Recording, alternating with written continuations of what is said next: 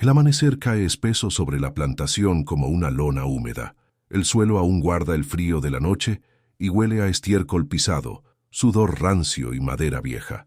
Frente al granero, el cuerpo del joven blanco yace torcido, la piel marcada por surcos que no pertenecen a una sola noche, las muñecas inflamadas, la espalda abierta en cicatrices superpuestas, algunas cerradas, otras recientes. Los ojos permanecen abiertos, fijos, como si hubiese muerto intentando reconocer a quienes siempre miró sin ver. Los esclavos ya están alineados para trabajar cuando lo descubren. Nadie grita, nadie corre. El silencio no es obediencia, es espera. Algo allí no encaja, y todos lo saben. El capataz tarda en llegar. Los hombres y mujeres permanecen inmóviles, con las manos aún húmedas del rocío, evitando mirarse entre sí. El cuerpo del heredero interrumpe el orden perfecto de la mañana, como una palabra prohibida. No hay sangre fresca, solo marcas antiguas, una contabilidad escrita en carne. Los pájaros siguen cantando indiferentes. Alguien traga saliva, otro baja la vista. Durante años aprendieron que el silencio protege, que ver no implica hablar, pero esta vez el silencio pesa distinto, como si escondiera una historia que lleva demasiado tiempo respirando bajo tierra. La plantación sigue viva, pero algo esencial acaba de romperse sin ruido. Antes de continuar, te pregunto algo. Cuando el abuso se vuelve rutina y el poder se hereda como un apellido, ¿en qué momento deja de ser invisible para quienes lo sufren? El joven muerto no fue siempre ese cuerpo abandonado. Hubo un tiempo en que era apenas un niño que corría entre los establos, con botas limpias y la risa fácil de quien nunca conoció límites. Su padre lo observaba con orgullo, enseñándole que la tierra y las personas sobre ella eran posesiones. No había crueldad explícita en esas lecciones, solo una certeza fría. Mandar era natural y obedecer inevitable. Fue entonces cuando el terrateniente eligió a 5 esclavos para ocuparse del muchacho, no solo vigilarlo, sino acompañarlo, soportarlo, moldearlo. 5 hombres distintos en edad y origen, unidos por la misma condena, estar siempre disponibles. Ellos conocían el peso del látigo, el sonido exacto antes de caer, el olor del miedo ajeno. Al principio fueron órdenes simples, burlas infantiles, empujones. Nadie intervino. Con el tiempo, el niño entendió algo esencial: podía lastimar sin consecuencias. Y ese descubrimiento se volvió costumbre. Los castigos no corregían faltas, llenaban vacíos. Cada golpe era una afirmación de poder que nadie cuestionaba. La violencia creció junto con él. Adolescente ya, bajaba a las barracas al anochecer, cuando el padre cenaba y la ley dormía. Llevaba un látigo corto, fácil de esconder, y una sonrisa ensayada. Los 5 aprendieron a leer sus pasos, a anticipar su humor. Sabían cuándo sería peor. La plantación no registraba esas noches, no dejaban marcas que importaran al mundo blanco, pero los cuerpos sí recuerdan. Cada castigo se acumulaba como sedimento, y mientras el joven se fortalecía en su impunidad, algo más se estaba formando al margen, una memoria compartida, precisa, que no necesitaba palabras. El padre veía resultados: disciplina, producción, silencio. Cerró los ojos porque el orden funcionaba. Los supervisores imitaban esa ceguera. Cuestionar al heredero era cuestionar el sistema entero. Los 5 esclavos, en cambio, comenzaron a desarrollar una rutina distinta. Contaban golpes en silencio, medían tiempos, observaban ausencias, guardaban objetos mínimos, una hebilla rota, un clavo doblado, no como armas, sino como anclas de memoria. No hablaban de venganza, hablaban de aguantar, y en ese aguante nació algo más peligroso que la rabia, la paciencia organizada, fría, casi matemática. Con los años el muchacho empezó a cambiar, cojeaba sin causa clara, evitaba el sol, despertaba con dolores que ningún médico explicaba. El privilegio no lo protegía del desgaste invisible. Se habló de debilidad, de excesos, incluso de castigo divino. Nadie miró hacia abajo. Nadie sospechó de quienes siempre fueron considerados incapaces de planear nada. La lógica de la época no lo permitía, pero en los márgenes, lejos de la casa grande, el poder se estaba invirtiendo lentamente, usando las mismas reglas aprendidas: castigar sin dejar rastro, dominar sin testigos. Los 5 nunca actuaban juntos a la vista. Todo ocurría en fragmentos, en espacios donde la autoridad no entraba. Privaciones calculadas, noches sin descanso, el uso preciso del miedo del heredero contra él mismo. Cada acción parecía aislada, insignificante. Juntas formaban un patrón. El joven comenzó a temer la oscuridad que antes dominaba. Sus órdenes se volvieron erráticas. Gritaba más como si el volumen pudiera devolverle el control, pero algo ya se había desplazado. El miedo había cambiado de manos y nadie en la casa grande supo leer esa señal a tiempo. Cuando el padre murió, la plantación guardó luto solo en 1900. Apariencia. El hijo heredó la tierra y el poder sin transición real. Esa noche, lejos de celebraciones, ordenó un castigo ejemplar por una falta mínima. Necesitaba reafirmarse. Lo que ocurrió no fue un estallido, sino una ejecución precisa de todo lo aprendido durante 20 años. Los 5 actuaron como uno solo, sin discursos, sin odio visible. No hubo justicia poética, solo devolución exacta. El amanecer encontró el resultado final de una violencia institucional sostenida demasiado tiempo sin consecuencias. Ahora el cuerpo yace frente al granero y la jornada espera. Los esclavos saben que nada cambiará para ellos. La historia no los nombrará. Las autoridades llegarán tarde y mirarán poco. Pero en ese silencio pesado hay una certeza que nadie puede borrar. El poder, cuando se ejerce sin límite, enseña incluso a quienes pretende quebrar. Y a veces, esa lección vuelve con una precisión devastadora. El capataz aparece al fondo, ajustándose el sombrero. El día comienza. Nadie se mueve. Todavía, algo exige ser reconocido antes de continuar. El capataz fue el primero en acercarse al cuerpo. No se arrodilló, no tocó nada. Observó con la distancia de quien teme contaminarse, no por sangre, sino por significado. Reconoció las marcas de inmediato, aunque nunca las admitiría en voz alta. No eran golpes de una sola noche, eran capas, años. El heredero había sido desarmado con el mismo lenguaje que usó para dominar. El capataz miró a los esclavos alineados, buscando nerviosismo, culpa, cualquier grieta. No encontró nada, solo rostros cerrados, respiraciones medidas. Aquello no encajaba con el relato que conocía, y ese desajuste le produjo más miedo que el cadáver. Ordenó que nadie se moviera. La mañana avanzaba, el sol comenzaba a calentar la tierra, y el cuerpo seguía allí expuesto. Algunos esclavos desviaban la mirada, otros la sostenían sin expresión. No había celebración, tampoco alivio, solo una tensión densa, como si todos esperaran una consecuencia inevitable. El capataz mandó llamar a las autoridades locales, aunque sabía cómo funcionaban esos llamados. Llegarían tarde, harían preguntas que no querían respuestas. La plantación, mientras tanto, continuaba respirando. Los animales mugían, las herramientas descansaban, la vida seguía, y esa continuidad resultaba obscena frente a un cuerpo que revelaba demasiado. Mientras esperaban, los 5 permanecían separados entre la multitud, como siempre. No se miraban, no se buscaban. Esa disciplina había sido aprendida con dolor. Cada uno recordaba el inicio, cuando aún dudaban de su propia resistencia. El más viejo había perdido a sus hijos en una venta forzada. Otro llevaba una cicatriz en el cuello que nunca cerró bien. Ninguno habló de venganza entonces. Hablar era peligroso, pensar era suficiente. Con los años el silencio se volvió un idioma común. No necesitaban coordinarse abiertamente. El abuso repetido había establecido un ritmo, y ellos aprendieron a moverse dentro de él. El joven amo jamás entendió ese silencio. Lo confundió con sumisión. Creyó que la ausencia de protesta era aceptación. En su mundo, el dolor ajeno no tenía continuidad. Era un evento aislado que se olvidaba al amanecer. Nunca imaginó que cada golpe era archivado, que cada humillación se convertía en dato. Cuando empezó a sentir miedo, lo atribuyó a debilidad propia, no a una amenaza real. El sistema le había enseñado que los esclavos no conspiraban, solo reaccionaban. Esa creencia fue su mayor protección durante años y su condena final. Las autoridades llegaron cuando el sol ya estaba alto. 2 hombres blancos, mal vestidos, cansados antes de empezar.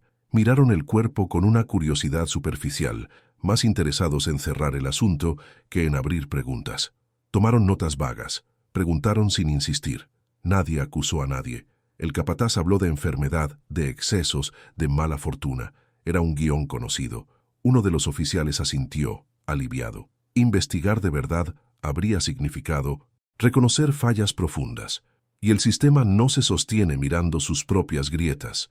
Decidieron que no había señales de rebelión organizada. El caso podía cerrarse pronto. El cuerpo fue retirado al mediodía. La tierra quedó marcada donde había estado, una silueta oscura que tardaría en desaparecer. Los esclavos regresaron al trabajo sin órdenes explícitas.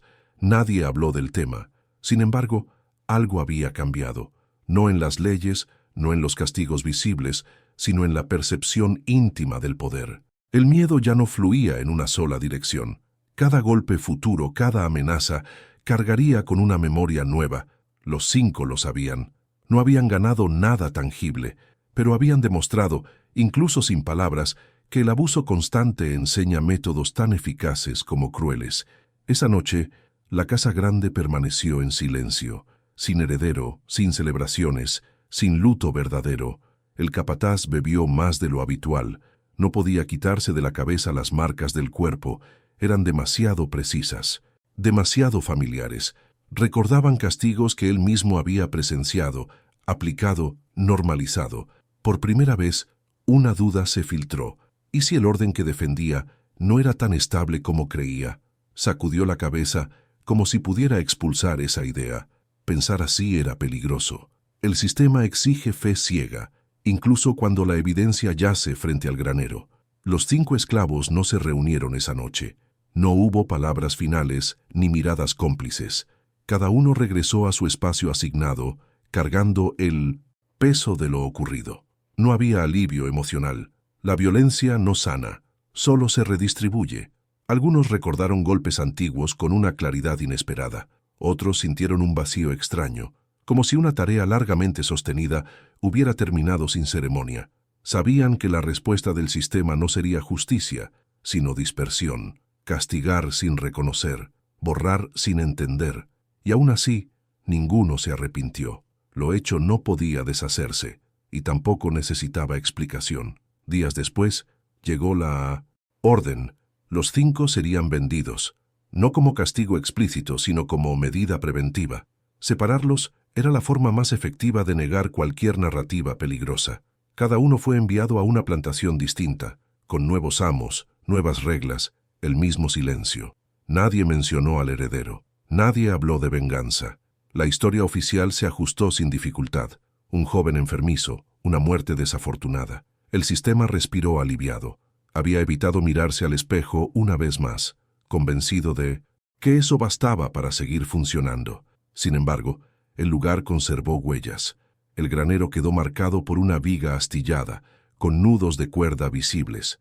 Una mancha oscura resistía los intentos de limpieza. Los nuevos trabajadores evitaban ese rincón sin saber por qué. El capataz cambió turnos, cerró accesos, pero el malestar persistía. No era superstición, era memoria material. La violencia, cuando se normaliza, impregna los espacios, y aunque el poder intente borrar los nombres, siempre queda algo que no encaja, una incomodidad que se transmite sin palabras, como un rumor contenido en la madera vieja. Algunos esclavos nuevos escucharon fragmentos de la historia, versiones incompletas, contradictorias.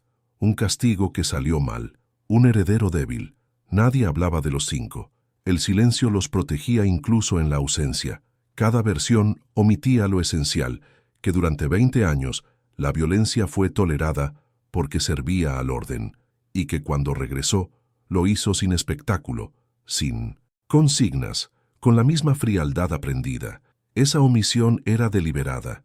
Nombrar lo ocurrido implicaría aceptar que el sistema no solo permite el abuso, sino que lo entrena. ¿O que você faría en esa situación? El capataz fue reemplazado meses después. Nadie explicó por qué. Tal vez bebía demasiado. Tal vez hacía demasiadas preguntas internas. El nuevo hombre no quiso saber nada del pasado. Se limitó a imponer reglas claras y castigos visibles. Creía que la violencia directa era más segura que la ambigüedad. No entendía que el daño más profundo ya estaba hecho. La plantación seguía produciendo, pero algo se había desplazado en su interior. Un conocimiento silencioso, imposible de erradicar, había pasado de cuerpo en cuerpo, como una herencia no escrita. El granero siguió en pie.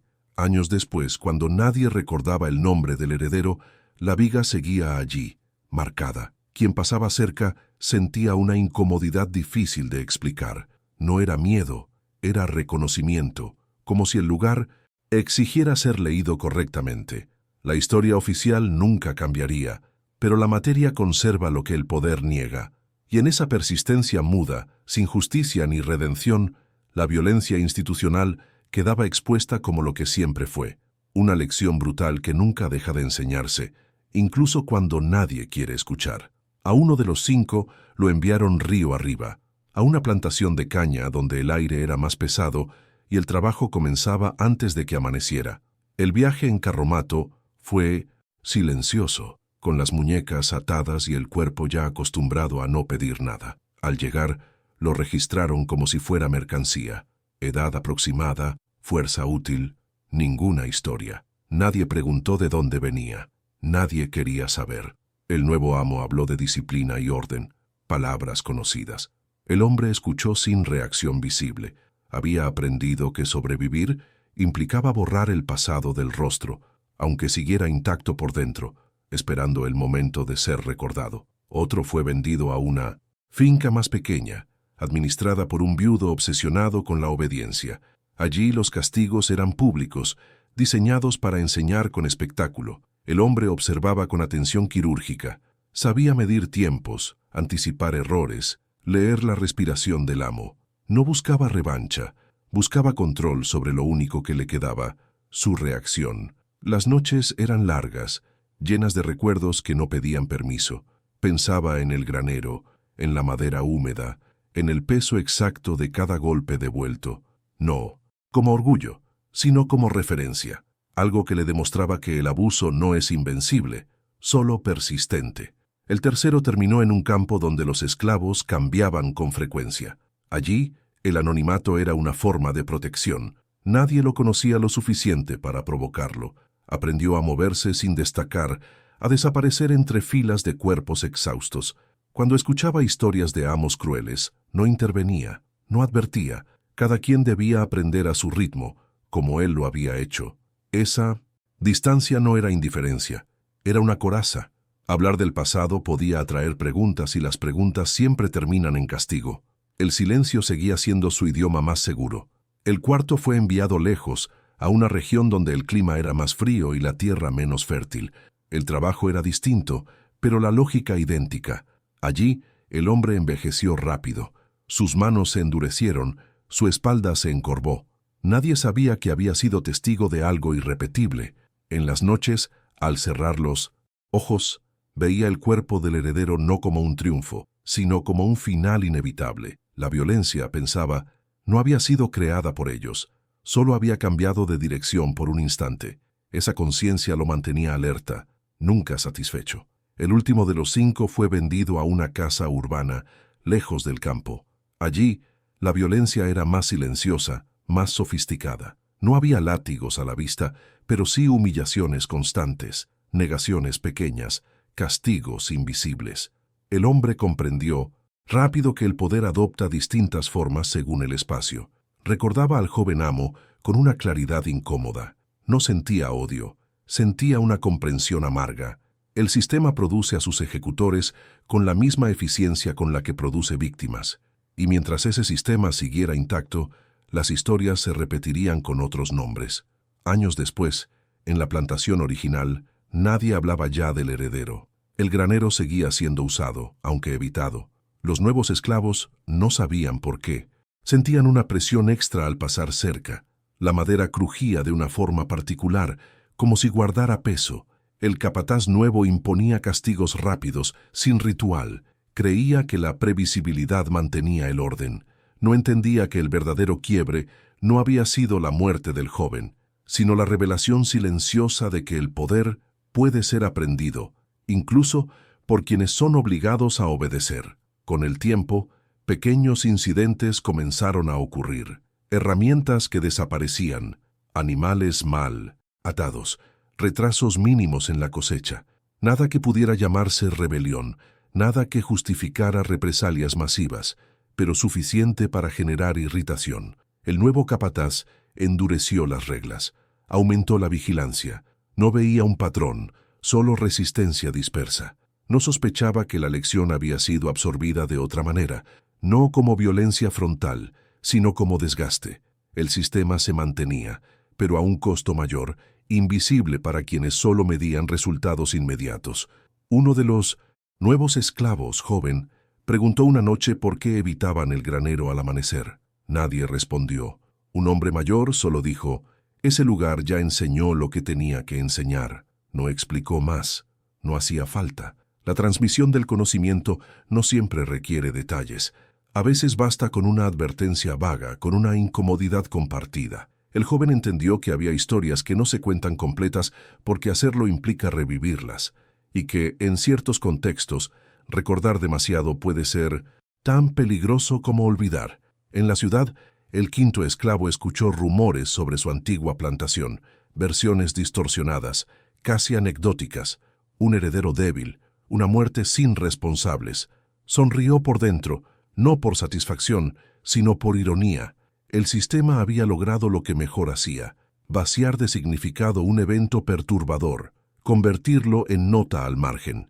Pero también sabía que algo había quedado, no en los registros, sino en los cuerpos, en la forma en que otros esclavos medían, el silencio, en cómo aprendían a observar antes de actuar. El primero, el enviado río arriba, enfermó con los años. El trabajo pesado cobró su precio. En delirios febriles, hablaba de un granero y de un amanecer sin gritos. Nadie entendía, nadie preguntaba. Murió sin confesión ni absolución, pero incluso en su muerte llevaba consigo la certeza de que el abuso no había sido eterno, que por una vez el tiempo había sido usado contra quien creía dominarlo. Esa certeza no lo salvó, pero le dio una forma de cierre que el sistema jamás podría registrar. El segundo, en la finca del viudo, fue testigo de un castigo mal calculado que terminó en muerte. Vio el miedo en los ojos del amo, idéntico al que había visto años atrás en otro rostro. Comprendió entonces que la historia no se repite por accidente, sino por diseño. El poder produce situaciones que inevitablemente se desbordan. Y cuando eso ocurre, la responsabilidad siempre se diluye hacia abajo. Nadie aprende, nadie cambia. Solo se ajustan los relatos para que encajen con la comodidad de los que mandan. El tercero logró sobrevivir más tiempo, envejeciendo en el anonimato. Nunca habló de lo ocurrido, pero tampoco lo olvidó. Cuando veía a un joven amo aprender a golpear sin culpa, reconocía el proceso. Sabía cómo terminaría, aunque no supiera cuándo. Esa previsibilidad era más aterradora que cualquier castigo. El sistema no necesitaba monstruos, solo continuidad. Y esa continuidad se alimentaba del silencio, de la complicidad, de la idea de que siempre hay alguien debajo dispuesto a absorber el golpe. El cuarto murió trabajando, sin testigos. El frío le había calado los huesos. Nadie reclamó su cuerpo. En su mente, hasta el último momento, persistió la imagen de la viga marcada, no como símbolo de justicia, sino como prueba de que la violencia deja rastros incluso cuando el poder intenta borrarlos. Esa imagen lo acompañó como una advertencia muda. Nada de lo ocurrido había sido excepcional, solo había sido visible por un instante, antes de volver a hundirse en la normalidad brutal de siempre. Así, la historia se dispersó en 5 trayectorias distintas, sin cierre oficial. No hubo reconocimiento ni castigo institucional, pero algo había cambiado de forma irreversible. No en las leyes, no en los amos, sino en la comprensión íntima de quienes soportaban el sistema. La violencia había sido devuelta una vez, y esa posibilidad, aunque remota, no podía deshacerse. Permanecía latente, como una grieta invisible en una estructura que fingía solidez. Y toda estructura que oculta una grieta, tarde o temprano, vuelve a crujir. Años después, una inspección estatal recorrió varias plantaciones de la región. No buscaban justicia, sino cifras, producción, impuestos, estabilidad. En la antigua propiedad del heredero, el inspector notó el granero y pidió verlo por dentro. El capataz dudó un segundo antes de abrir. El olor a madera húmeda y cuerda vieja aún persistía. El inspector observó la viga, marcada, pasó la mano por la superficie áspera y frunció el ceño. No preguntó nada. Tomó nota y siguió adelante. Registrar sin comprender era parte del método. El sistema se protege mejor cuando transforma señales en detalles irrelevantes. Ese mismo año, una sequía parcial tensó la rutina. El trabajo se volvió más duro, los castigos más frecuentes. El nuevo capataz no sabía dosificar. Creía que la fuerza bruta resolvía todo, pero los esclavos habían aprendido otra cosa: resistir sin exponerse. Los errores se multiplicaron de forma mínima pero constante. El desgaste era lento, difícil de atribuir a alguien en particular. Cada fallo parecía casual. En realidad, era acumulación. La lección del granero no se repetía como acto, sino como estrategia. No había un líder visible, solo una comprensión compartida de cómo erosionar sin provocar. En otras plantaciones cercanas comenzaron a circular rumores de ineficiencia. Los amos se quejaban entre ellos, culpando al clima, a la naturaleza indolente de los esclavos. Nadie se preguntó si el problema era estructural. Reconocerlo implicaría admitir que el miedo no garantiza obediencia eterna. El recuerdo del heredero muerto, aunque deformado, seguía operando como advertencia tácita. No se nombraba, pero estaba presente en las conversaciones truncas, en las miradas que evitaban profundizar. El silencio, una vez más, cumplía su función: permitir que todo continuara sin corregirse. Uno de los esclavos jóvenes fue castigado con especial dureza por un retraso menor. Mientras soportaba el látigo, recordó la frase sobre el granero. No sabía la historia completa, pero entendía el mensaje. Aguantó sin gritar. Esa contención desconcertó al capataz. El castigo perdió su efecto pedagógico cuando dejó de producir el sonido esperado. El poder necesita reacción para confirmarse. Sin ella, se vuelve torpe. Los demás observaron en silencio. No hubo aplausos ni gestos heroicos, solo la certeza de que incluso el dolor puede ser administrado de formas que el amo no controla. En la ciudad, el quinto esclavo envejecía sirviendo mesas y cargando agua. Allí, escuchaba discusiones políticas sobre propiedad y orden social. Hombres instruidos hablaban de leyes sin mencionar cuerpos. Él entendía la distancia entre el discurso y la realidad. Una noche, vio a un joven patrón humillar a un sirviente con la misma sonrisa aprendida décadas atrás. No intervino. Sabía que el sistema se perpetúa a través de esos gestos pequeños, cotidianos. Pero también sabía que cada acto deja registro en alguien. La historia no avanza recta. Se filtra, se acumula, espera. El segundo de los 5, aún en la finca del viudo, fue testigo de un colapso. El amo enfermó y perdió control. Los castigos se volvieron erráticos. En ese caos el hombre comprendió que el poder también envejece mal. No necesitó actuar, bastó con no sostenerlo. Dejó que el desorden hiciera su trabajo. El viudo murió meses después, solo. La finca fue vendida. Nadie investigó el lindo sin ambiente que lo rodeaba. El sistema absorbió otra anomalía sin aprendizaje, pero para quienes observaban desde abajo, era una confirmación más. La autoridad no es invulnerable. En la plantación original, un niño blanco comenzó a frecuentar los barracones.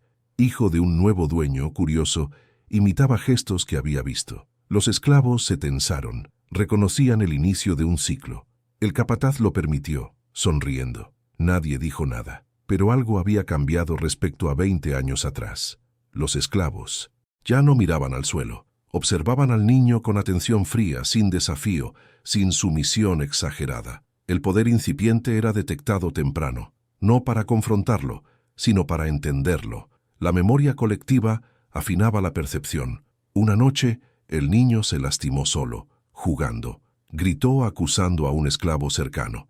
El capataz estuvo a punto de castigar sin verificar. Algo lo detuvo. Quizá el recuerdo de un cuerpo. Quizá la incomodidad persistente del granero. Ordenó investigar. El castigo fue suspendido. Para el sistema fue un detalle menor. Para los esclavos fue una grieta. No celebraron, no confiaron, pero registraron el hecho. La violencia, cuando se interrumpe aunque sea una vez, revela que no es natural, sino decidida. Y lo decidido puede deshacerse. El tercero de los 5, envejecido y casi invisible, escuchó la noticia de la suspensión del castigo en otra plantación. Sonrió apenas, no porque creyera en el cambio, sino porque reconocía el patrón, pequeñas correcciones para evitar grandes cuestionamientos. El sistema no se reforma, se ajusta. Aún así, cada ajuste confirma que algo falló antes. Esa conciencia no libera, pero acompaña. Le permitía dormir algunas noches con menos peso en el pecho, sabiendo que la violencia absoluta ya no podía ejercerse sin dejar rastro emocional, incluso en quienes la ordenaban. En el granero, una tormenta derribó parte del techo. La viga marcada quedó expuesta al cielo por primera vez. La lluvia oscureció aún más la mancha. Nadie la limpió. Los esclavos pasaban y la miraban de reojo. El capataz ordenó reparaciones rápidas. No quería ese símbolo a la vista, pero los símbolos no necesitan intención para operar. Basta con existir. La madera, hinchada por el agua, crujía más fuerte que antes. El sonido se propagaba al amanecer, recordando sin palabras que algo allí había sucedido y seguía reclamando atención. Con el paso de los años, la historia se diluyó aún más en versiones contradictorias.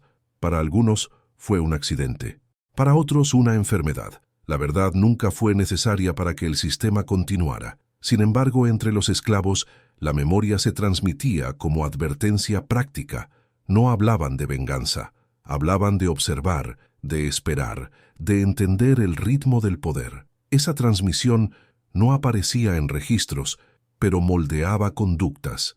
Era una educación paralela, nacida del dolor, sostenida por la experiencia directa de haber visto al poder sangrar. El primero de los 5 ya había muerto, pero su recuerdo persistía en fragmentos.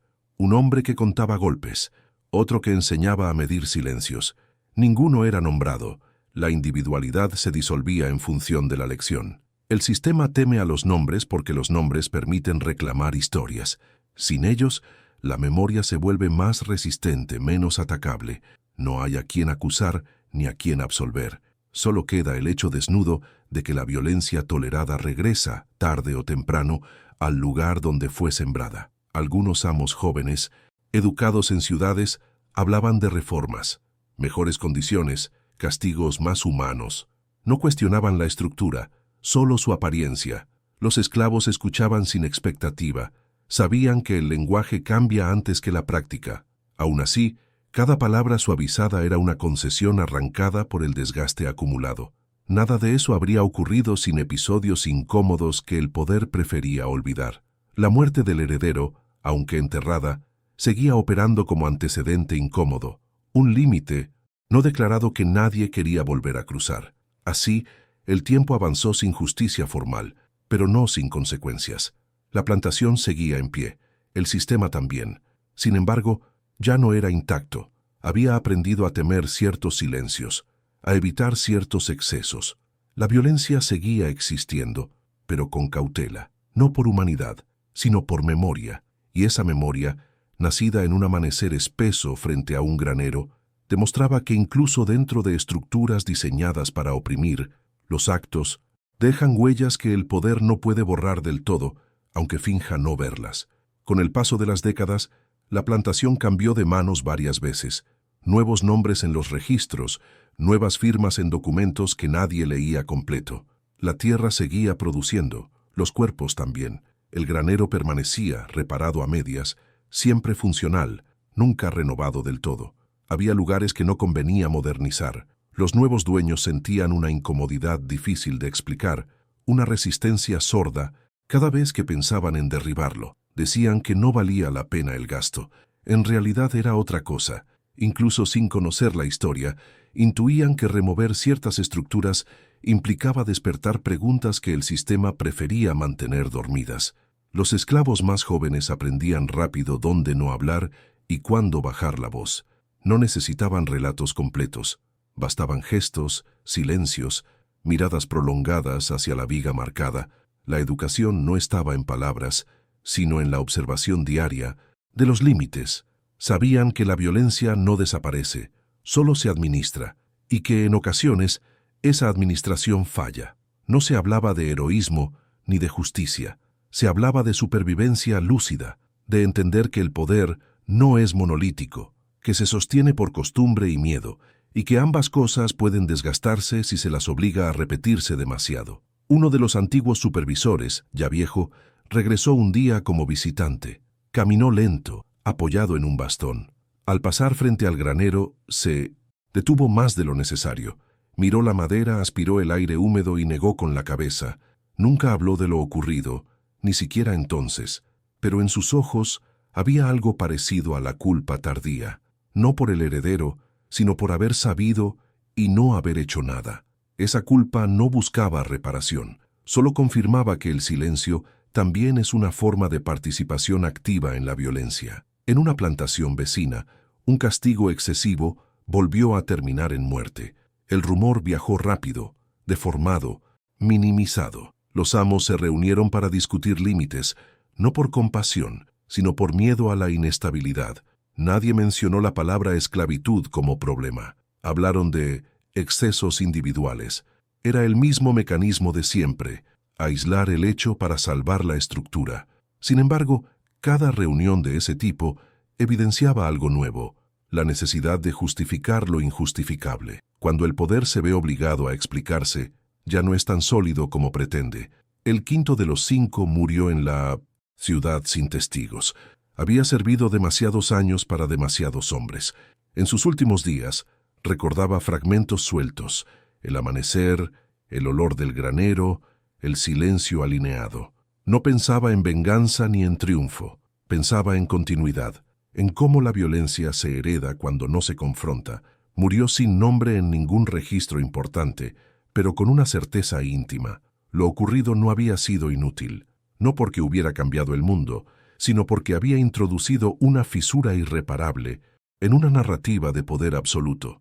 Esa fisura no se veía desde fuera. Los visitantes seguían viendo una plantación funcional, productiva, pero en el interior las relaciones habían cambiado de textura. Los castigos eran más calculados, las humillaciones menos públicas, no por ética, sino por prudencia. El sistema había aprendido algo sin admitirlo. Empujar demasiado provoca respuestas que no siempre puede controlar. Esa prudencia no liberaba a nadie, pero alteraba el ritmo del abuso. Y en 1910, contextos de opresión prolongada, incluso los cambios mínimos tienen un peso desproporcionado. Un joven amo, educado y seguro de sí mismo, preguntó una vez por qué los esclavos evitaban el granero al amanecer. El capataz respondió con evasivas. Dijo que era un lugar incómodo, húmedo, poco práctico. El joven insistió. El capataz cambió de tema. No quería mentir abiertamente, pero tampoco decir la verdad. Sabía que nombrar lo ocurrido era darle forma, y darle forma era permitir que se cuestionara. El poder teme a las narrativas completas porque no puede controlarlas del todo. Entre los esclavos la historia seguía circulando como advertencia tácita. No todos la entendían igual. Algunos la veían como un recordatorio de peligro, otros como una prueba de que incluso los herederos pueden caer. Ninguna interpretación era alentada abiertamente. La memoria no se usaba como consigna, sino como herramienta de lectura del presente. Servía para medir riesgos, para decidir cuándo callar y cuándo resistir de forma mínima.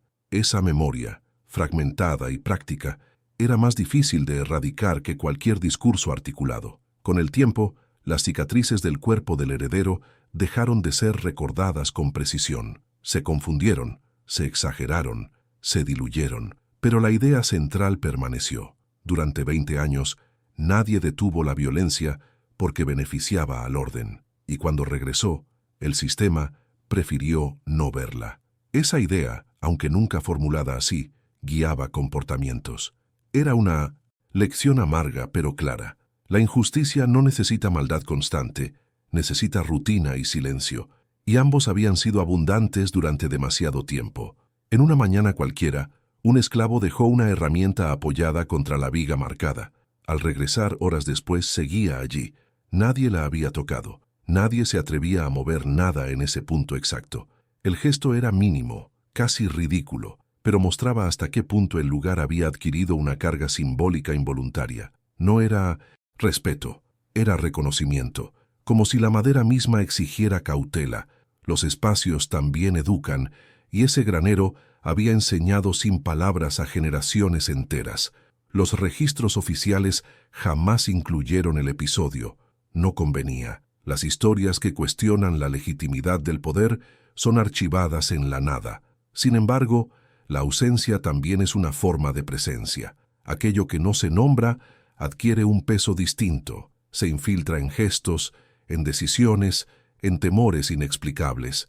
El sistema se sostuvo, sí, pero nunca volvió a sentirse completamente seguro de sí mismo. Y esa inseguridad, aunque pequeña, era el legado más duradero de una violencia que ya no podía presentarse como natural, sin fisuras. Al final, no hubo justicia, ni reparación, ni reconocimiento. Solo persistencia. Persistencia del abuso, pero también de la memoria. La historia del heredero no se convirtió en ejemplo moral, sino en advertencia muda. Demostraba que cuando la violencia se institucionaliza, termina produciendo respuestas que el propio sistema no puede procesar sin negarse a sí mismo. Y esa contradicción, sostenida en el tiempo, deja marcas más profundas que cualquier castigo visible, esperando siempre el momento en que alguien se atreva a mirarlas de frente. Décadas más tarde, cuando algunos hablaban tímidamente de cambios políticos lejanos, la plantación seguía operando bajo la misma lógica esencial. Los nombres de los amos cambiaban, las formas se suavizaban en apariencia, pero la estructura permanecía intacta. El granero envejecido ya no era central para el trabajo diario, pero tampoco era abandonado. Se usaba lo justo para no derribarlo, como si destruirlo implicara admitir que había sido testigo de algo más que almacenamiento. La madera seguía respirando humedad y pasado, y nadie lograba decidir qué hacer con ese resto incómodo. Los esclavos mayores observaban a los más jóvenes con una mezcla de cuidado y distancia. No querían transmitir esperanza falsa, pero tampoco ignorancia total. Enseñaban a escuchar, a medir, a reconocer cuando una orden venía cargada de peligro. Esa pedagogía no figuraba en ningún registro, pero era constante. Se hablaba poco del heredero, casi nada. No hacía falta. El ejemplo ya había cumplido su función. Lo importante no era el hecho, sino la comprensión derivada. El poder no es invulnerable, solo suele enfrentarse a muy poco costo. Un nuevo administrador, más pragmático que cruel, ordenó una revisión de estructuras antiguas. Cuando llegó al granero, anotó que no valía la pena invertir allí. Demasiado viejo, demasiado cargado. Sugirió dejarlo en pie hasta que colapsara solo. Esa decisión, tomada por eficiencia, fue recibida con un silencio particular entre los esclavos. Sabían lo que significaba dejar caer algo por desgaste. Era la misma lógica aplicada a los cuerpos. Esperar que el tiempo haga el trabajo sucio sin asumir responsabilidad directa. En una noche calurosa, uno de los esclavos jóvenes se refugió bajo el alero del granero para escapar de una tormenta breve. Escuchó el crujido de la viga, amplificado por el viento. No sabía la historia completa, pero sintió un peso extraño en el pecho. Al día siguiente, evitó volver a acercarse, no por miedo sobrenatural, sino por intuición social. Los lugares donde el poder se excede dejan señales difíciles de racionalizar. El cuerpo las reconoce antes que la mente. Esa reacción, repetida en muchos, mantenía vivo el recuerdo sin necesidad de palabras. En reuniones privadas, algunos propietarios discutían la necesidad de modernizar las prácticas. No hablaban de libertad, sino de eficiencia. Menos castigos visibles, más control indirecto. Creían estar innovando. En realidad, estaban reaccionando a décadas de desgaste acumulado. Cada ajuste confirmaba que el modelo original ya no funcionaba sin fricción. Nadie mencionó al heredero muerto, pero su sombra seguía presente como antecedente incómodo, no como amenaza abierta, sino como recordatorio de que la violencia desmedida genera efectos secundarios que ningún manual puede prever. El segundo de los 5 ya no estaba, el tercero tampoco, pero sus formas de observar persistían en otros. Un esclavo enseñaba a otro a contar silencios entre órdenes. Otro advertía sobre los cambios de humor del capataz. Nada de eso era heroico, era práctico. La resistencia había aprendido a sobrevivir sin gestos grandilocuentes. Esa sobriedad era fruto de años viendo cómo los actos espectaculares eran castigados y olvidados, mientras las modificaciones mínimas pasaban desapercibidas y se acumulaban. Un incidente menor volvió a sacudir la rutina. Un castigo suspendido. Otra vez. El administrador decidió que no valía la pena el conflicto. El esclavo involucrado regresó al trabajo sin palabras. Los demás observaron. No hubo celebración, pero el gesto fue registrado. Cada suspensión era una admisión tácita de límite. El poder, para mantenerse, necesita ejercer violencia.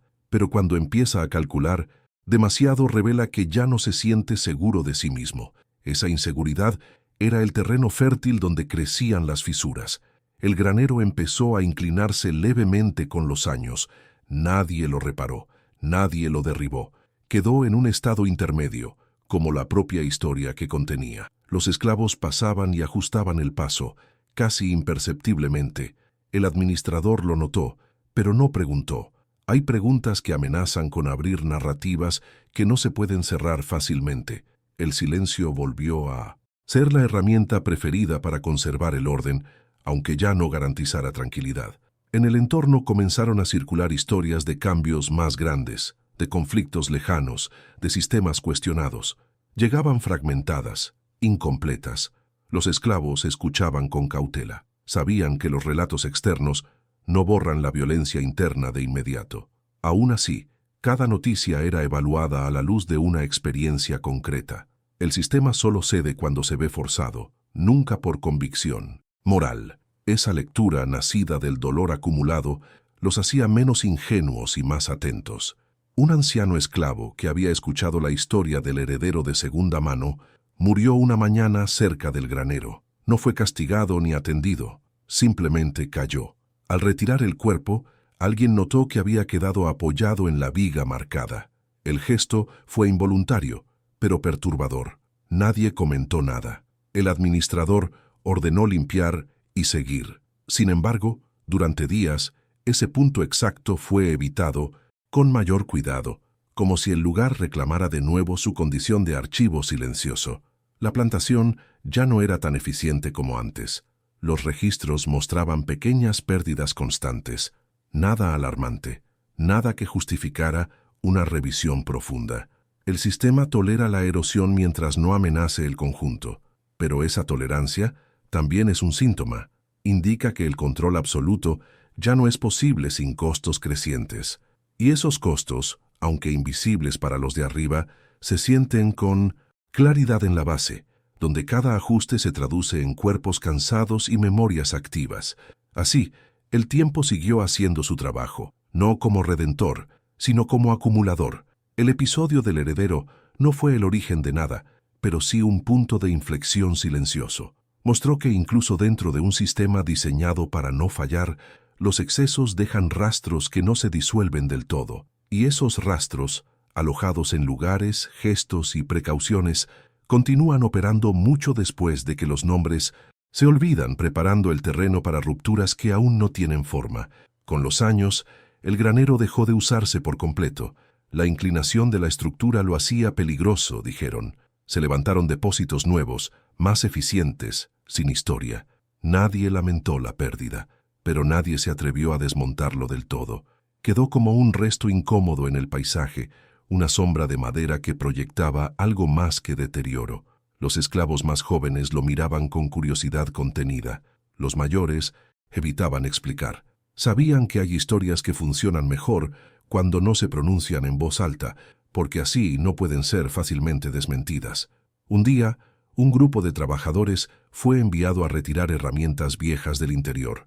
Entraron con cautela. El aire estaba viciado, cargado de polvo y humedad. La viga marcada seguía allí, oscurecida, casi pulida por el tiempo. Nadie tocó nada innecesariamente. Sacaron lo justo y se fueron. Al salir, uno de ellos vomitó, no por el olor, sino por la presión inexplicable en el pecho. No supo explicarlo. Tampoco lo intentó. En la plantación, aprender a no explicar ciertas reacciones era parte de la supervivencia cotidiana. El administrador decidió cerrar definitivamente el acceso. Clavaron tablones en la puerta. El granero quedó sellado, visible pero inaccesible.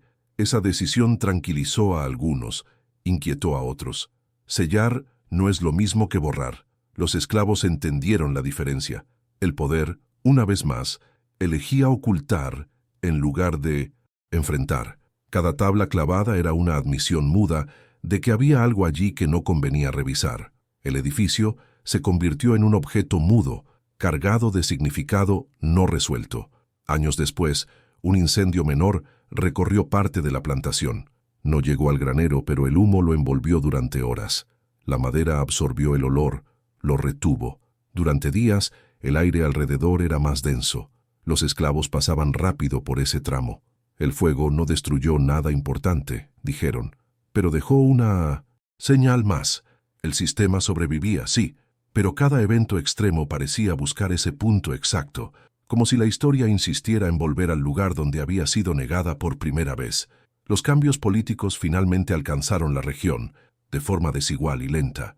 Algunos hablaban de nuevas leyes, de transiciones. La plantación se preparó para adaptarse sin perder demasiado. Los amos discutían estrategias. Los esclavos escuchaban. Nadie sabía cómo sería el futuro, pero todos entendían que el pasado no desaparecería con un decreto. El granero seguía allí, sellado, recordando que las estructuras no se disuelven solo porque se les cambia el nombre. Un anciano, que había oído la historia completa cuando era joven, se acercó una última vez al granero. Apoyó la mano en la madera caliente por el sol. No rezó, no pidió nada. Solo permaneció allí unos segundos, respirando. Sabía que no habría justicia retrospectiva, pero también sabía que la memoria había cumplido su función, impedir que la violencia se presentara de nuevo como algo limpio, incuestionable. Se alejó sin mirar atrás, dejando el edificio con su peso intacto. Cuando finalmente decidieron demoler el granero, lo hicieron rápido, sin ceremonia. La madera cayó con un sonido seco. La viga marcada se partió en dos. Algunos trabajadores desviaron la mirada. Otros observaron con atención. No hubo alivio colectivo, solo una sensación extraña, como si algo hubiera sido desplazado, no resuelto. El terreno quedó despejado, pero el espacio parecía distinto, demasiado abierto. Demoler no había borrado la historia, solo la había redistribuido en quienes estuvieron presentes. Ese mismo día, al atardecer, un trozo de la viga fue usado como leña por error. Ardió lento, desprendiendo un olor acre. Nadie comentó nada, pero el fuego llamó la atención de todos. El humo subió recto, pesado. No era un gesto simbólico planeado, sino una coincidencia brutal. La memoria, incluso cuando se intenta consumirla, deja residuos.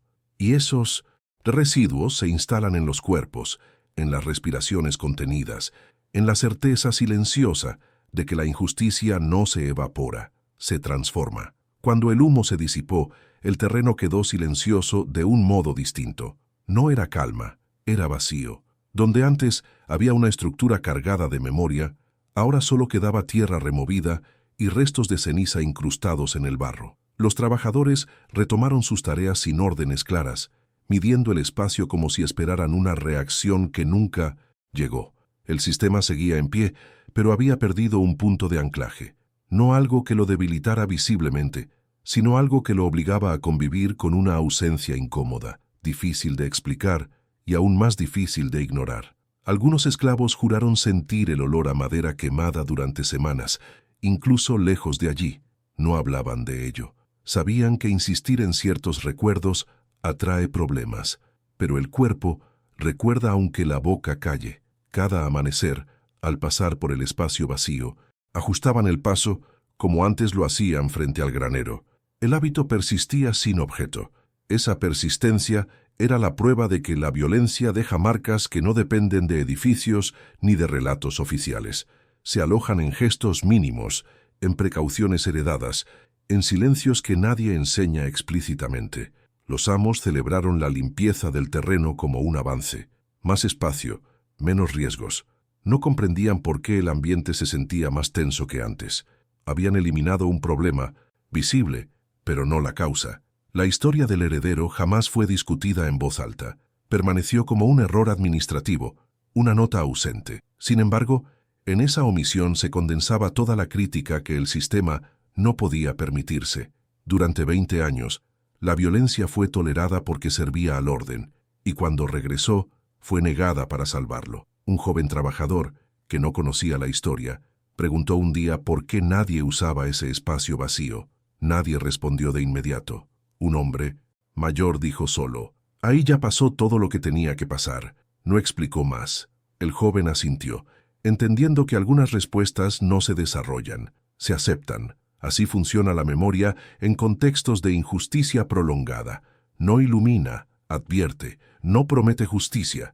Ofrece orientación mínima para no repetir errores que el poder insiste en olvidar. La plantación continuó, el sistema también. No hubo redención, ni equilibrio final, solo una verdad incómoda flotando bajo la rutina. La violencia institucional no desaparece por ser expuesta una vez, pero tampoco sale intacta de esa exposición. Algo se quiebra, algo se filtra. El cuerpo del heredero, abandonado aquel amanecer espeso, no fue un acto heroico ni una solución. Fue un espejo que el poder decidió no mirar, aunque nunca pudo romper del todo. Hoy, cuando pensamos en historias como esta, vale una pausa, no para buscar consuelo, sino para reconocer patrones que siguen operando bajo otros nombres. La injusticia no siempre grita. Muchas veces se administra en silencio, se hereda, se normaliza. Antes de irte te invito a reflexionar. ¿Cuántas violencias persisten solo porque nadie se atreve a nombrarlas? Si esta historia te dejó algo, compártela, comenta, inscríbase. La memoria solo incomoda al poder cuando se mantiene viva.